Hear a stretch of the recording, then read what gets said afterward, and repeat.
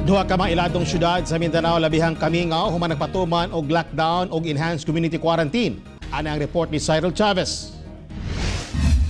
Mingaw pa sa Biyernes Santo ang sitwasyon sa General Santos City. Human nagpatuman og lockdown ang syudad Domingo sa buntag. Walay makitang sakyanan nga gabiyahe ingon man mga residenteng galakaw-lakaw. Bisan giisyu nga quarantine pass dunay say limitasyon. Tungod sa cluster scheme, mahimo lang makatabok-tabok sa matag barangay kung dunay transaksyon sa bangko, mupalit og tambal ug magpa-ospital. Abli hinuon ang mga parmasya ug ospital apan sirado ang tanang establishmento bisan supermarket ug palengke. Ang mga dalan pasulod sa matag purok ug barangay gi-lockdown usab. Gisugdan na ang odd-even scheme sa mga plate number sa sakyanan nga pwedeng mobiyahe. In anything, there's exception. Pero huwag naman abusuhin. Total lockdown sa paggamit ng home quarantine pass.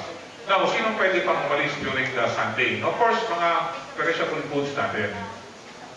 Okay, so Fishport will still continue operation. Mga essential workers nandoon.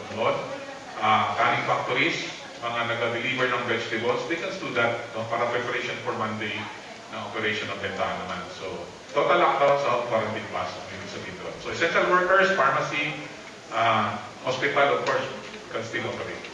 Daw ghost town usab ang Pagadian City sa Zamboanga del Sur. Diyang gipatuman ang enhanced community quarantine sa lokal nga kagamhanan. Matag adlawng Domingo walay mga residente nga nagagawas ilang balay, gawas lamang sa mga frontline workers. Wala usay mga pampubliko o pribadong sakyanan ang gabiyahe. Hinuon matag Lunes hangtod Sabado, gatugang makagawas ang mga residenteng may dalang home quarantine pass aron makapalit og pagkaon og tambal apan magdepende usab sa ikatakdang schedule sa matag barangay. Ang pagpamasada schedules usab. Ako si Cyril Chavez para sa One Mindanao.